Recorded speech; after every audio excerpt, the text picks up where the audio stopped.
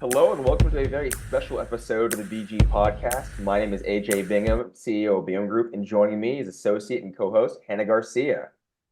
Hello, Hello, everybody. hello everyone. Today, the special episode relates to the announcement or the posting rather of the City of Austin City Manager search or job posting. So, excuse me, it's been a long day, my third cup of coffee. So we've been talking about this though for several weeks and posting about the reads. Hannah, remind the listeners, why is this so important?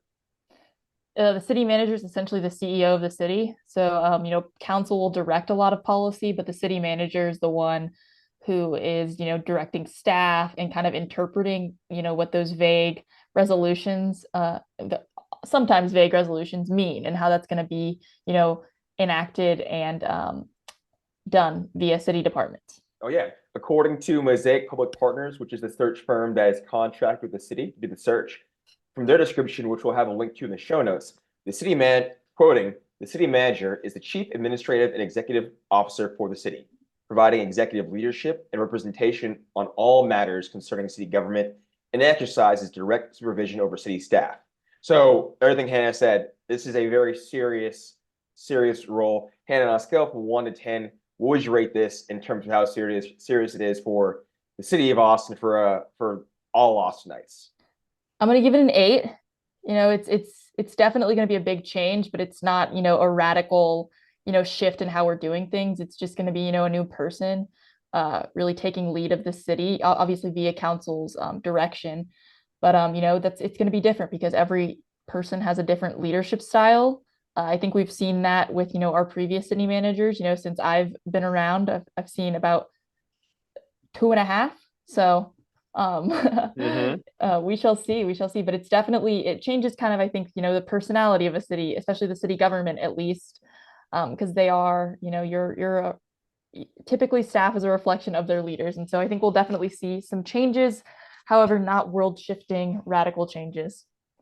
Yeah, I think again, we've seen a lot of that this last year. We're coming up on the on 1 year, almost the 1 year anniversary of interim city manager Jesus Garza's tenure with the city, and his term will at least go through this our next budget cycle this summer. But coming back to the posting at hand, just reading off some of the other stats or the public stats for this posting.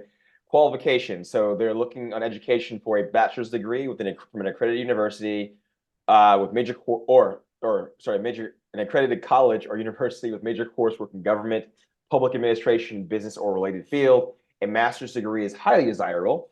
Experience. They want at least according to the posting, they want at least 8 years of management and administrative experience in a municipal government, including 5 years of senior executive level management experience in a community of comparable size and complexity. And I know several council members, at least Council Member Allison Alter, in her Austin Monitor profile for 2024 priorities had mentioned finding someone who is coming from a council manager form of government. And Hannah, refresh listeners who, for those who don't know, what is the council manager form of government that Austin has?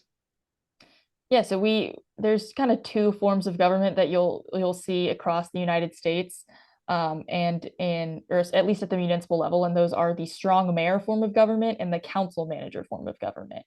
And so in the council manager form of government, the mayor is on the dais and he counts as a vote with city council, and city council and the mayor directs the city manager via resolutions and ordinances to do certain policy initiatives. While in a strong mayor, which we have one in Houston, I believe we're one of the only ones in Texas, the mayor is off the dais and can make a lot more decisions unilaterally. Yeah, they are the executive. Yeah. So again, very serious, important news from the city. I think this finally gets. I mean, the council's been talking about this since we appointed the interim city manager about a year ago. Yeah. I feel like if you remember a year ago, I had no electricity, Oh and yeah, we were yeah. we were watching the city manager react to a very, very tough situation. I would say that's a 10 for Austin in terms of like the news cycle, just the winter storm we experienced last Mm-hmm. year. And so obviously a big news cycle. We're coming back a year later to some big news. Still following the dominoes that have fallen from that one storm.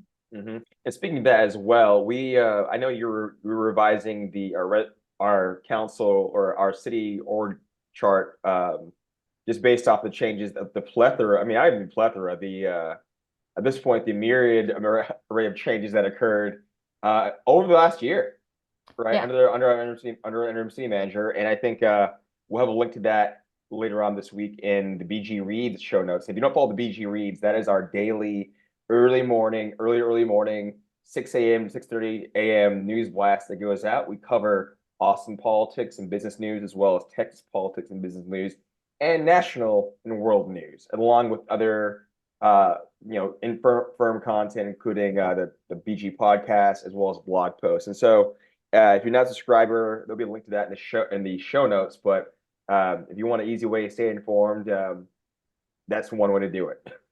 Yeah. Try to save you some time. With that though, we'll see you on later this week on our Friday show to wrap up the week. Hannah, I'll see you in the morning. Yeah. See you, everybody.